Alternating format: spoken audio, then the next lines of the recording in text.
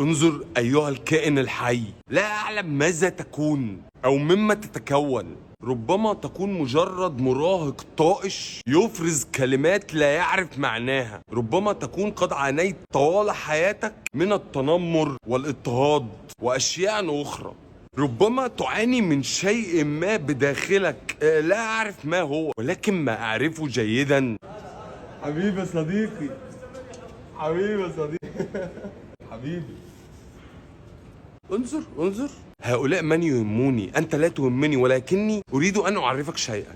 كلمة دمج ليست إهانة أو مسبة. الدمج هو نظام تعليمي يسمح للطلاب الذين يعانون من مشاكل صحية أو نفسية الاندماج في النظام الدراسي العادي.